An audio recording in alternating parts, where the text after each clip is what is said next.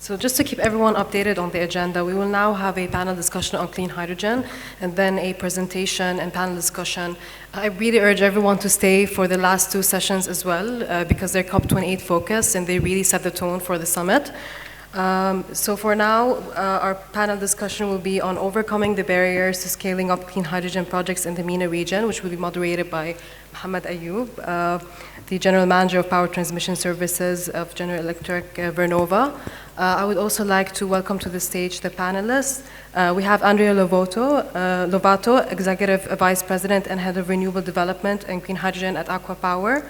Brendan Cronin, Director at AFRI Management Consulting. Christophe Comte, Senior Vice President of Business Development at ENGIE.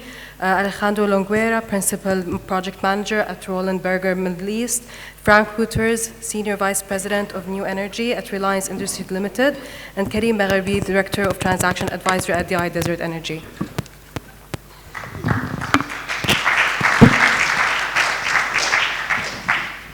So first of all, it's a pleasure to be accompanied with really a wealth and diverse members of the panel. I'm really excited for this opportunity. And I think you just seen the paper that we were presenting about the low carbon hydrogen potential in the region. And we're really going through lots of discussions around how we can enable the region to continue this vibe of leading the production of low carbon hydrogen, and what are the main barriers that are really presented today in order to start projects, deliver projects, financially close projects, and other challenges that we might have in terms of where and what we will be doing with the produced hydrogen, whether it will be consumed locally within the region or it will be exported globally. What are the help that is needed from policymakers in order to enable the low carbon hydrogen production pioneers to continue leading this transition from fossil fuels into hydrogen.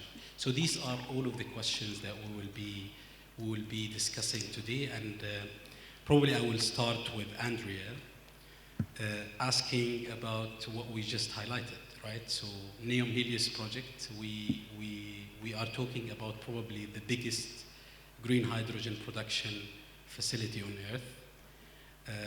So tell us what are the key challenges that faced ACWA in delivering this project and closing it.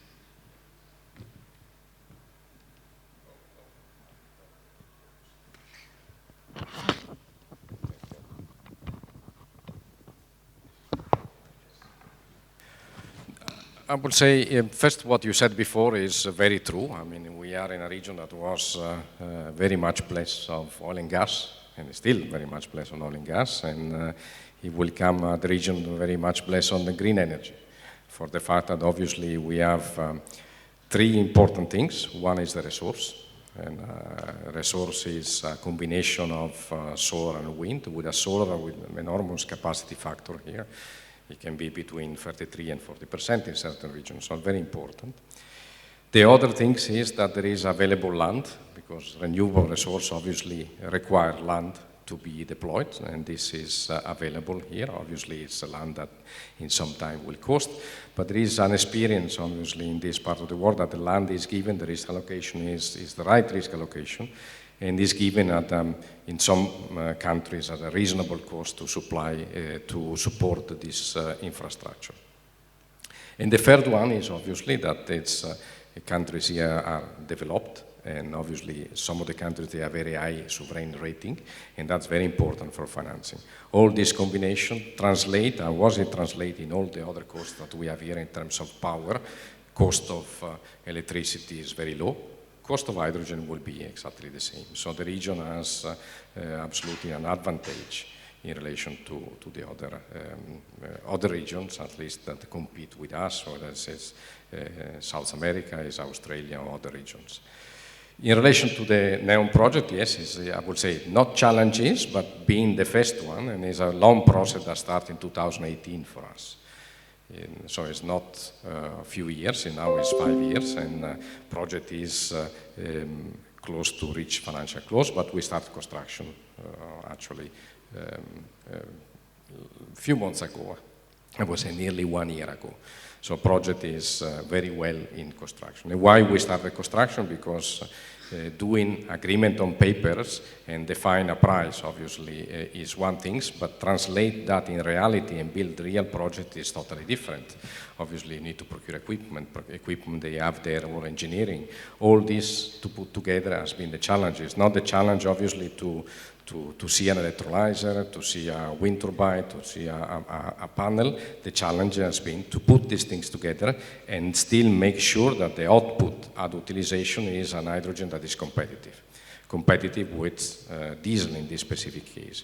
NEOM project is targeted to transportation in Europe, where the project itself produce hydrogen at utilization after the hydrogen is returned from ammonia to green hydrogen, competitive with diesel without subsidies. So this was the, let's say, the big challenge, and I think this is, we can put tick achieved.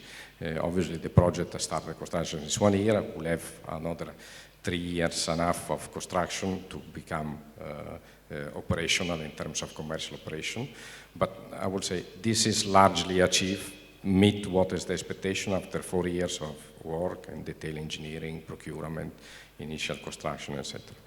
The other aspect was how you make these transactions bankable in a way a utility scale, as you use in this part of the world.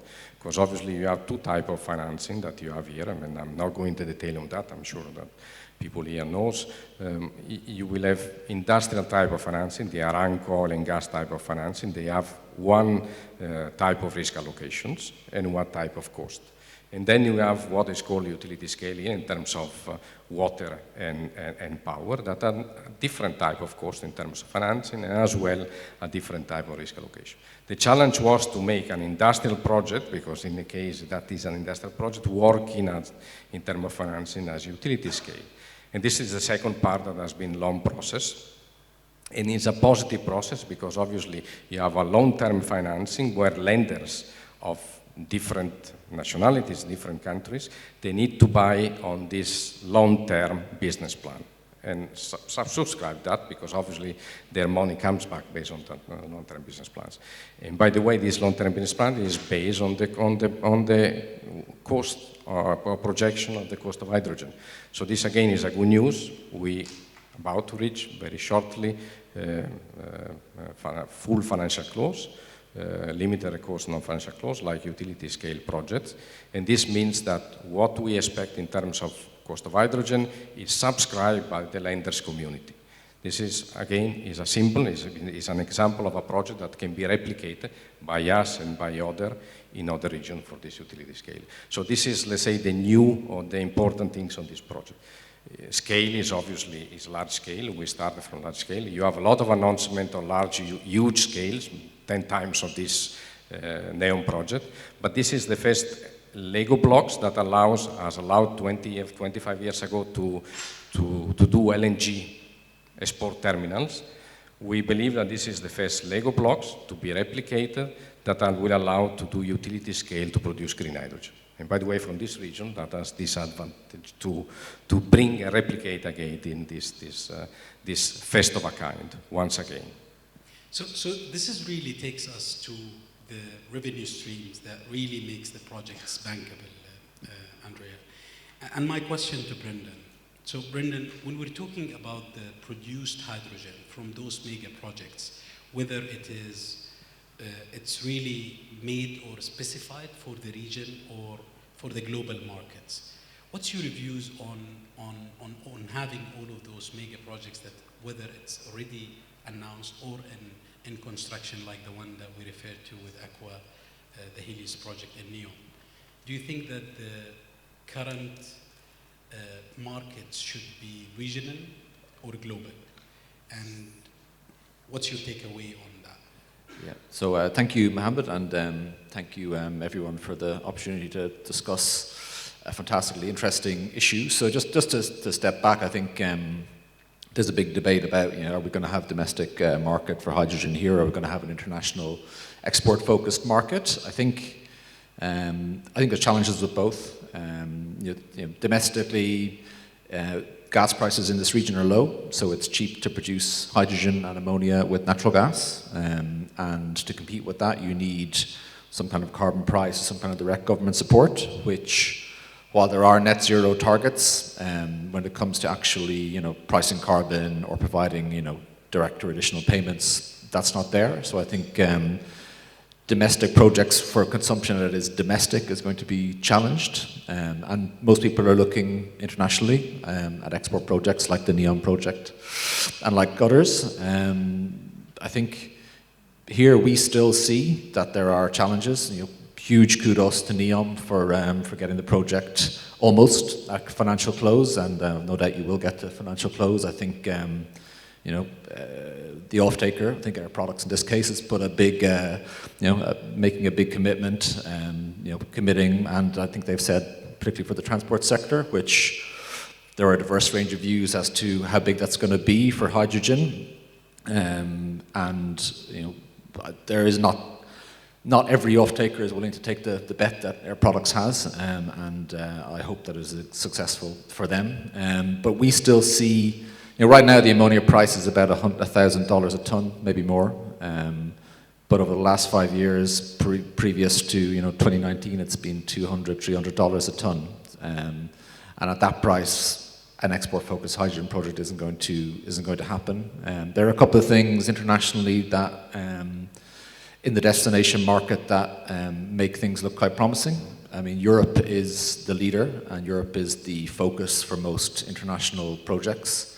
There are two things that I'd point to that are particularly, it should be interesting to export-focused projects. One is the carbon border adjustment mechanism, which essentially means that for most industrial products, if you are not paying a domestic carbon price in your local market, you're going to be forced to pay the EU ETS, European carbon price, and that means that people are going to be pricing the local carbon price here for those products that they're sending to Europe, and that suddenly tips the balance and makes ammonia, makes steel much more competitive if it's produced from low carbon sources. And then the second thing that's interesting is the H2 Global tender that the German government is running.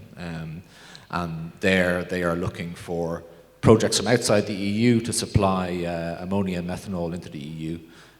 So I think there's obviously the NEOM project, there are the H2 Global tender, there is the CBAM tender that I think makes things look very interesting.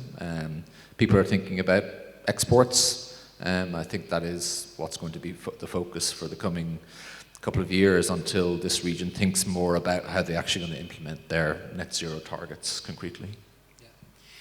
Probably this takes us to the global view. And Christoph, probably from an NG perspective, where do you see the global trade model for H2 is going towards? And do you think that this will enable us to see more focus from international as well as regional developers to implement more seeds for low-carbon hydrogen projects in the future? Yes, thank you. Ayub. That's, of course, an excellent question.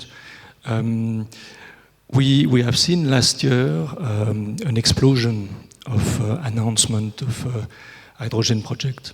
And the slide that you showed, if you had shown the same slide 1 year ago, it would have been much less full, I would say. This is because not only because we had COP28 in Egypt, but it also came because of the change of the energy space over the last year with the invasion of Ukraine and the realization that energy security is really a challenge in Europe, for example.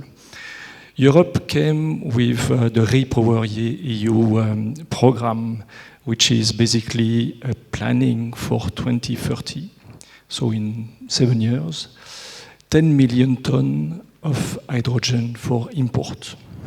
So 10 million tons of hydrogen for imports, it is about 50 times NEOM. 50 times. NEOM, it's 2 gigawatts of electrolyzer, approximately, for 5 gigawatts of renewable. So 50 times. It is a lot of hydrogen. It's a lot of projects. Today, we see that, as per the last Bloomberg announcement, about 45% of the hydrogen projects are targeting exports. And a big majority, almost 90% of these projects are targeting ammonia exports. So Andrea is very right. NEOM is really a groundbreaking project, and there must be replication of this unique project. And it's really for the region. It is a gift that this is happening just next door. So if we are looking at the development of export with such magnitude, we have to look at what trading mechanisms we are going to use. It's not going to be only ammonia. There are other vectors with hydrogen. It could be methanol, it could be sustainable aviation fuel, e-fuels, or it could be liquid hydrogen. But definitely there is a big infrastructure dilemma there.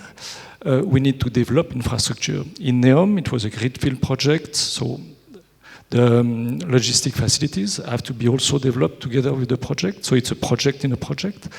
Elsewhere in the MENA region, when we look at the slides, we see actually a number of the projects which are planned, which are targeting some logistic hubs already pre-existing. It could be in Morocco, Jorf Lasfar, it could be in Egypt, of course, Sokna, Suez Canal.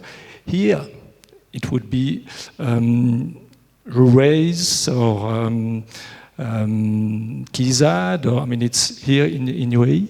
And then Oman is also developing very actively some of their ports. So export is definitely the name of the game today for hydrogen projects.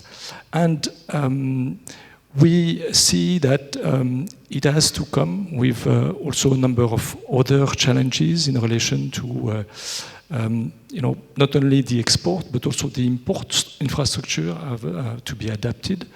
And exporting ammonia means that at the export location, you need to do some ammonia cracking to get back into the hydrogen molecule. So these are massive investments. And it is really, looking at 2030, it is now time to act. I think Hydrogen Europe mentioned that there are something like 700 projects which are today on the table, but only 10% have reached financial close. This is about 250 billion USD ticket. But if we want to reach the target, we definitely need to progress, develop this infrastructure, and go into the development of all the receiving infrastructure also at destination. So I was mentioning Europe. There is also a challenge which is less present, which is also important to understand, which is Asia. And to drive this project, we need, of course, off-takers. And we can't reach any financial close if we don't have, agreements which are committing, which enable financing. And we see the first of these agreements coming up. So there was, for example, JERA from Japan, which has signed for 500,000 tons an MOU, which is a committing MOU. So this will be the drivers for the future projects. So very aggressive demand side, right? That would potentially, if we look at the market rules like, demand supply, should enable us to have the right commercial setup. I wanted to hear from Alejandro, what is the current financial incentives that would be either playing in favor or as a challenge for planting more seeds for low carbon hydrogen plants? Great. Good afternoon to everyone. Thank you very much to the Clean Energy Business Council for inviting Roland Berger to participate. Regarding incentives, I think I agree with my colleagues in the panel that there's still a gap between the price and the costs right now, probably due to, as Christoph mentioned, the infrastructure side, but also the lack of maturity in the technology and the availability of large-scale electrolyzer plants. And in order to do that, in order to reduce that gap, governments can take several steps, especially in the region. They are key, because if you go to Europe, you already have a set of schemes that incentivize the use of clean fuels and clean energy vectors. Probably they will, if they want to achieve the 10 million tons of extra hydrogen demand, that I agree it's a big enough challenge, they would still need to push those incentives. But right now in the region, we are not there yet. Right now, actually, we don't have a CO2 market in UAE, we don't have a CO2 market in Saudi, we don't have incentives, and even there's an awareness initiative that should happen. So it should be a set of incentives across different areas to bridge the gap. In Abu Dhabi, for example, we have been supporting the Department of Energy of Abu Dhabi, trying to support on the production side, but something will come in the production, on the demand. But let me give the example of production. On the production side, we looked at the solar PV capacity, how to optimize it, having as lean as possible transmission line to reduce the cost, as close as possible the water pipeline, so that to reduce as much as possible the water cost, land as cheap as possible in the desert. So you really need, the governments really need to set up a scene in which projects could be as competitive as possible. Something similar we are seeing in Oman with the current hydrogen tender, in which Hydron is setting a scene for having a proper project with synergy with other projects, scaling up infrastructure in the long term. That's on the production side. On the demand side, I agree, exports right now are the easiest way to go. But if we look at UAE, 2050 net zero, that will not happen if we don't start decarbonizing mobility, we don't start decarbonizing industry, we don't start decarbonizing even refining. And hydrogen should play a key role.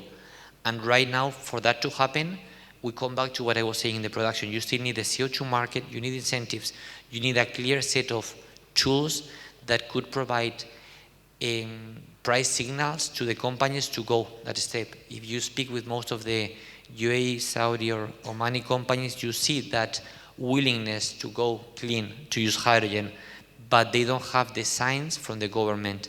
And that should be a joint effort between the private and public companies in order to become cleaner. Can I make one quick point? I completely agree with Alejandro that we don't see on the AFRY side as well that the business model is quite there just yet. The price and the support in the destination market locally doesn't support the cost that we see in the market today. But yet we see the NEOM project happening, which makes me think that Air Products as off-taker is taking a massive bet. And it'd be interesting to, is there something special about NEOM or? You call me to answer on that. Sorry. Microphone doesn't work. I need to share the microphone. This project has hello? Yeah. This project is a commercial project, so there are no subsidies, so it's fully commercial. What we, obviously we cannot tell numbers, and in detail some of the numbers will be made public when the full wet financial close will be reached in a few days or weeks from now. What we say is, and it was from the very beginning, the project was conceptualized in 2018, and the basis of comparative was utilization of hydrogen, green hydrogen, in long transportation, bus and trucks, with all means in terms of efficiency of the hydrogen versus batteries and all this, and that was competitive against diesel. That utilization competitive diesel at that time, not during the crisis.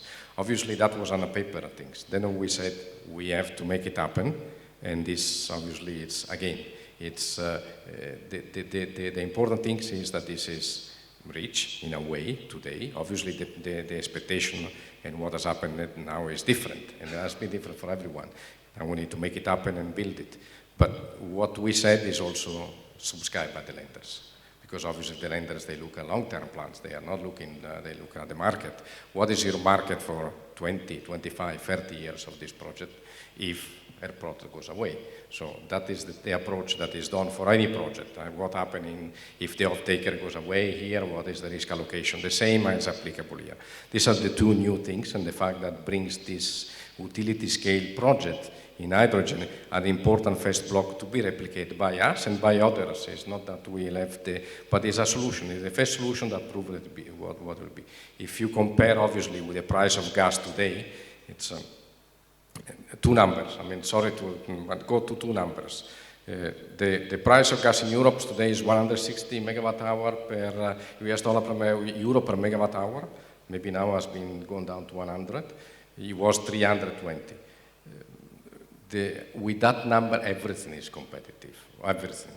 But obviously what we refer is this 25 US dollar per megawatt hour equivalent to gas, 50 US dollar per megawatt hour equivalent to oil. We are not far away from this level, I will say, in certain regions. That's the good thing. It's not only us, everyone that developed this project. The question is obviously, as has been said before, you can do upstream, but you need to have a reception terminal, you have to infrastructure downstream. And this is the big things that Air Product did.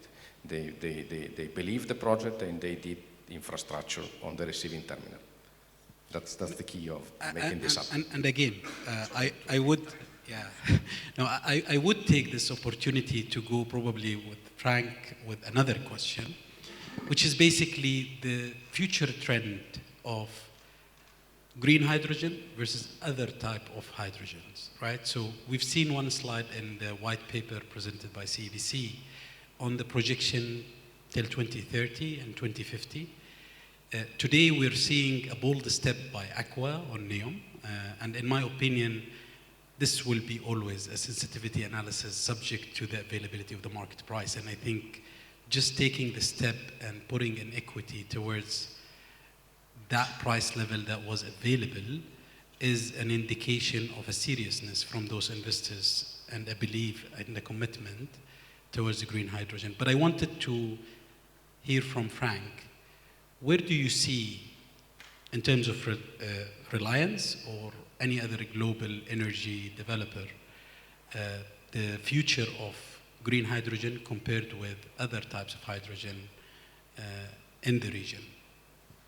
Yeah, thanks. Well, first of all, I think we're still, and I'm personally really passionate about trying not to make the mistakes that I've done in the last 30 years of my career, which is underestimating renewable energy, because I have a long history of doing exactly that. I was part of a European research project in the 90s, and we figured what solar would be in 2010, and even Greenpeace had it wrong, because it outperformed everything else. And the reason is that this stuff has the potential to grow exponentially once a certain number of elements fall into place. And then if you look at solar, which is really basically a very simple technology, there's a lot of parallels with hydrogen.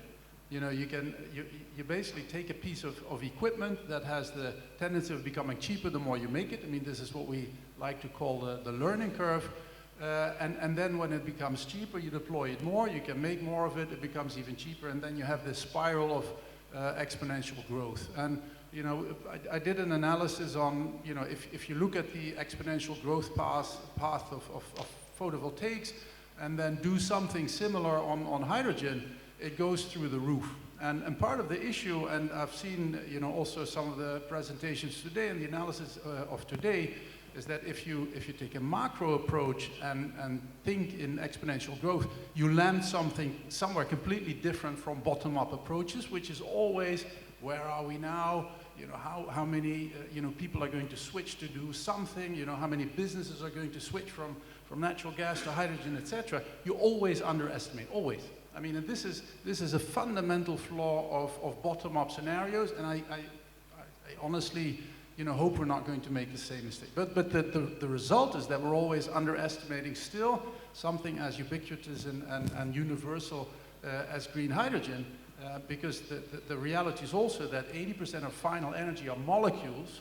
We have to clean up everything we do, latest by 2050, And there is very little things that are as universal as hydrogen to do exactly that. Because we can do biomass, difficult, carbon capture, difficult, and then there is hydrogen. So that is, my personal, let's say, mission, not to make the mistake that I've made, with photovoltaics and wind and any other renewables. Now the question then is, green versus blue.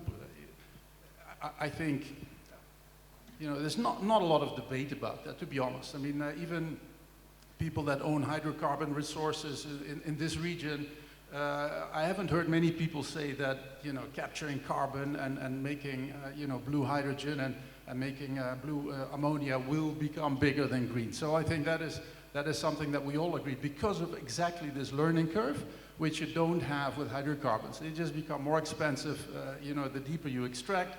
Carbon capture cost and storage becomes more expensive once you've done the easy options, whereas with green, the more we do it, the cheaper it gets. So that is I think a relatively straightforward comparison. The question is just, how quickly can you do this? And I do agree with, many of my fellow panelists. What is really missing still in the business case? We all know where to make hydrogen. We all know, how much that will cost. Then the transport issue already becomes a little bit more complex. We're doing ammonia, we're doing pipelines, we're doing liquid organic hydrogen carriers, but then on the receiving end, what is the business model? There's not one single simple business model that we had, for example, when Germany did the feed-in tariff for renewables, which basically kicked everything off. Then the Chinese started making the factories. We now have really cheap solar. So that is really something that I think we're still figuring out. Until that time, we'll still be making PowerPoints. So a feed-in tariff for hydrogen would be something that Europe could consider. I mean, why not? You have a 200,000 kilometer high pressure gas pipeline system, 1 million kilometers of distribution that can all be used for hydrogen. 70–80% of that can be used for hydrogen. Make a feed-in tariff system. H2 Global, Brendan mentioned it. It's now only for import. Why don't you make that a European thing? Make hydrogen in Spain. Germany needs it. Do an H2 Global within Europe. There's a number of these things that we can do, which are currently still missing, and until that time we're all making PowerPoints. And probably that will take me to the next question to Karim. What is the importance of the public sector role in enabling what Frank was highlighting? Creating that mass move to kind of prepare the receiving end for all of this produced hydrogen. Yeah, thank you very much for the question. Yeah, indeed, I mean, we heard a lot about how the private sector is deeply involved in developing large-scale hydrogen projects in many countries around the world. But then, Frank has rightly said that there are some missing pieces. So maybe if I can put some perspective into our net zero strategies. We have four big pillars, I guess, which is one, lowering our energy demand. Two would be electrification. Three would be developing green electrons. And fourth would be, biomass and, green molecules. So these four pillars have to be developed at the same time. And if one of them is missing, there is no net zero. So governments, they have the challenge to organize all that and allow the private sector to develop in all these fields in parallel efficiently. And that's a very big, difficult challenge because some of the sectors, they are less advanced, not in terms of technologies, not in terms because for example, electrolyzer is a very well-known technology. We need to massive scale up the production factories and so on, but we know the technology, we know how to produce green hydrogen. So it's not in terms of technology, but in terms of market, business model, where it's going and so on. And for governments, it's very difficult to read that actually, because there are different messages that they are receiving. So that's one of the challenges would be how to hear the markets, how to hear the players and the signal that they are sending. I think what we have heard here today, it's very clear. What we're doing today, we're doing ammonia, a lot, green ammonia. Most of the projects are there. We are missing pipelines. Okay, where are they? We are missing some infrastructure. But the projects are there and the signals are there. So how to involve the government? How the government should be responding to that? So what we see is that the time of the governments is sometimes different from the time of the private sector, and that's the challenge. Today, you do have a demand. So in Europe, for example, there is a massive demand of green hydrogen.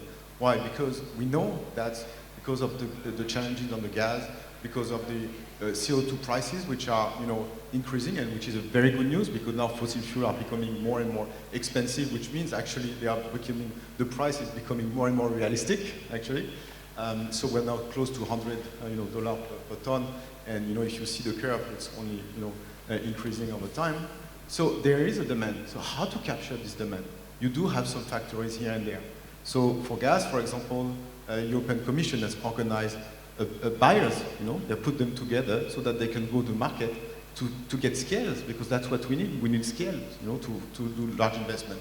Factories, the same. If you look at the Inflation Act, for example, Reduction Act in the US, it's not only just about regulatory framework. It's about incentives, and incentives to have an industrialization.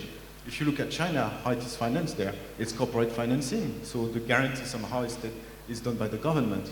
In Europe, they are seeking now, we were actually with the European Commission during the ARENA General Assembly. DIA was part of it as an observer, and we discussed that with the European Union, and they actually said that, yeah, okay, we will have a response for that. So organizing the sector to reach the appropriate scale, develop the infrastructure, and in that frame which is appropriate, that would be, I think, probably the three main guidelines for the public incentives. So I'll end it probably between Christophe and Andrea. So is there anything that it's been done by the developers across the globe in order to organize that huge demand that we're anticipating, whether in Europe or in other parts of the world, to establish and ensure that you're having your volume commitments with those demands?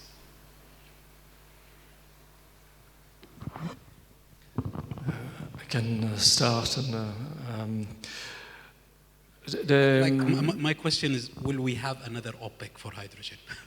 I mean, that's a difficult one, but sure that if we look forward, we need to consider hydrogen as a commodity, and we will have market forces which are going to be at play, and but this, I would say, it's really in the second stage of hydrogen development. It's probably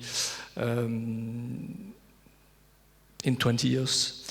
And to be able to structure such a market, we need to have something which today is not really in place. Is we need to have clear understanding is what are the quality which are required when we are trading a certain commodity.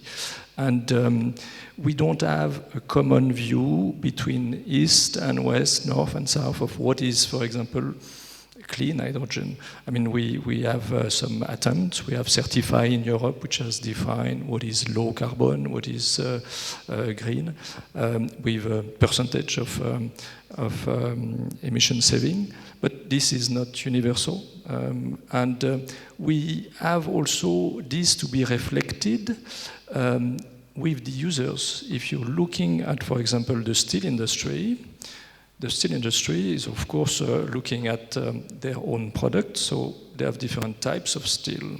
And now, what to get green steel, what are the entrants that you need to have, and how these entrants have to be certified. So when we are talking about trading hydrogen, there are a number of criteria which have to be set. And then, of course, there are, as I mentioned earlier, you need to have infrastructure. You will be able to play with the supply and demand. If you manage to move molecules from one side of the planet to another, in Europe there is this hydrogen backbone, which is been talked about. And very recently, there has been a big announcement between the Chancellor of Germany and the French President saying that, okay, Germany is going to connect basically what could be coming from the south of Europe to Germany. So there was already a first piece of hydrogenoduct from Spain to the south of France. Now we can think that there could be linked in the similar manner as what we see with natural gas. There will be a time when natural gas is going to be, green gas, and that the infrastructure will be available. Yet you need to plan and to have a sequence where you need to have a specific infrastructure to bridge the gap. So trading hydrogen needs this different element, but certification is something which is very important and which is necessary even now for our projects. I hope it's working. Sorry. I don't think there will be an OPEC of the hydrogen. I think hydrogen will be pretty much like the gas today is. I think there will be, first of all, there are a lot of projects and there are a lot of companies like us working on this. So the perspective is very positive. I said there was a lot of projects announced. This obviously, our project is the most advanced one because maybe it's the one that started before, but there are a lot of projects, a lot of companies working in different regions with good potential project to happen. So it's a very positive movement. And also the fact that the requirement, the cake is so big that everyone has to, there is space for everyone. Matter of the fact that we sit in different groups globally, where companies of different sectors comes together to boost the utilization of let's say the purpose of green hydrogen, how this can be pushed ahead in terms to deploy projects, have the government and regulators to come and discuss the point of obviously how this green hydrogen will be evaluated in terms of contents of carbon. At the end of the day, they will not be blue, they will not be pink, there will be a product that has a certain contents of carbon, and this can be measured in a way that everybody agrees. That's the regulation that now we focus to support, and other companies as well look at that. But the mechanism, in our view, is that it will be very similar to what has happened in LNG 25 years ago. The first project will have upstream connected to downstream, downstream investing in downstream, and the other way around, because the market has to be done. The large first capacity will be all committed as it is today.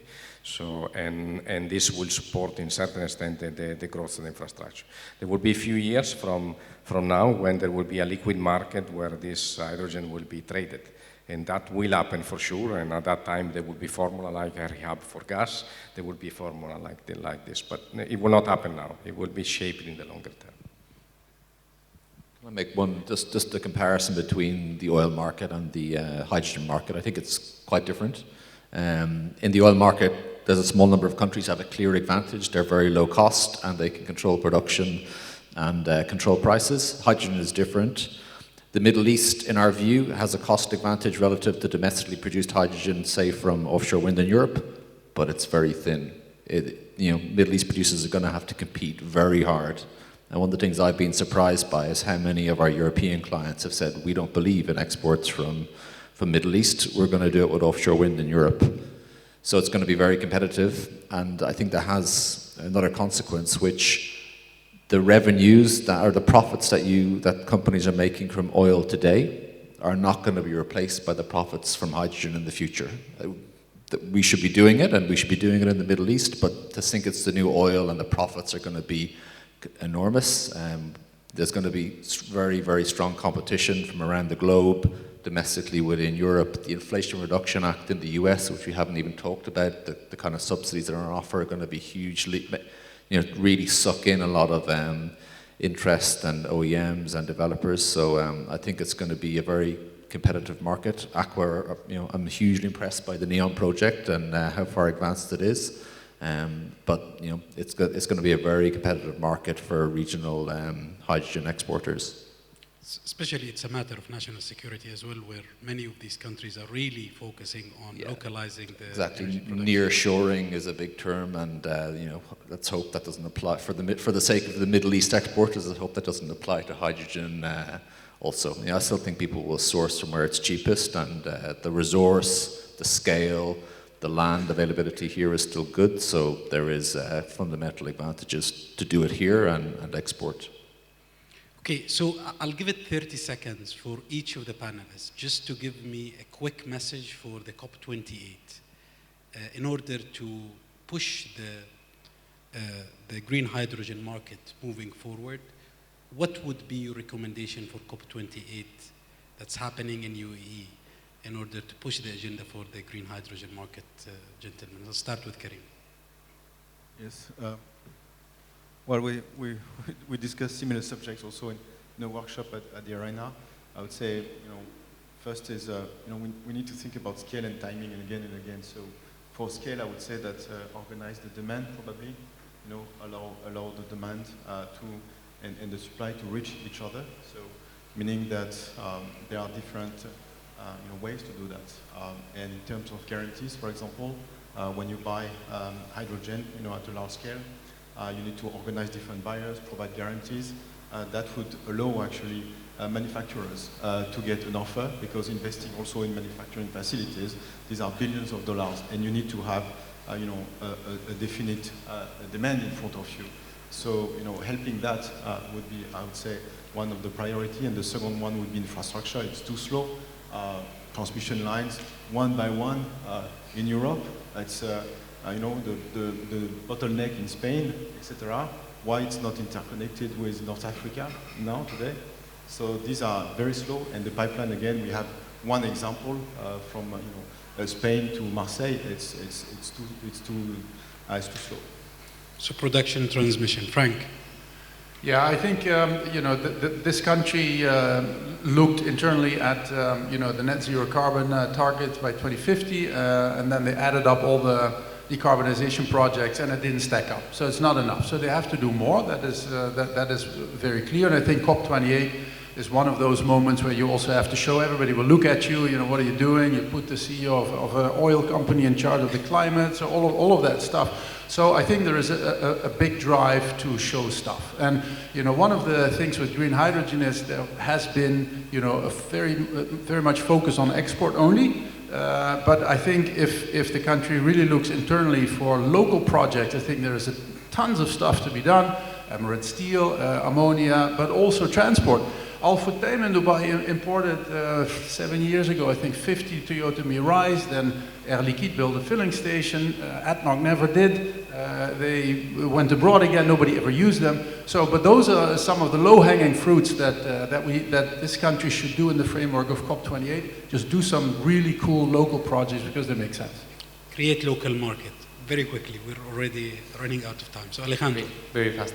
I think on the last COP, there were, on the hydrogen space only in Egypt, 20 announcements of projects. So it was all about announcements. I think UAE's target, and of course they will advance and they will finish. But UAE's target this time is to go from PowerPoint to reality. And I think that should be the thing that the country should focus on, really having realities and projects. Strong message. Walk the talk, right?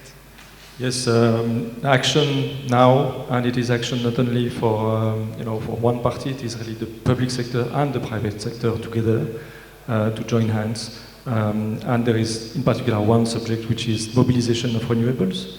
When we talk about gigawatt scale project, it means 1,000 kilometers of renewables, and how we connect these and how we make this available and give to the project owners access to this land. Alejandro. Walk the talk, and this region can really show that, because nobody, you have seen the lot of criticism that has been for what has happened in relation to the presidency. But the reality is this region has been the most advanced and the lowest cost for renewables globally. The one that pushed renewable globally. No one has done it. Hydrogen is happening now. So the region walks the talk and show the world how these things happen. And the second, obviously, is collaboration. Collaboration. This market is too big to reach. What we need to do is collaboration with the different parties. Brandon. Yeah, so very briefly, I'll be quite specific. I think involve the private sector more, liberalise and hand more of the activities of development over to the private sector. One particular example is, the single buyer, whether it be EWEC in Abu Dhabi or whoever, is the one finding the land for projects. Don't do that. Let the private sector find the land, access it, and facilitate those projects coming forward. I think you're going to have much greater activity from the private sector rather than a couple of individuals or people in government departments trying to plan centrally. PPP, private-public partnership on these projects. I think all of these are really, really good suggestions, and please join me in applauding the panelists. I think it has been really great ideas that the team has been sharing with us. I would like to thank you all, and really wishing that this will be a good intro for the next panel, which is the COP28.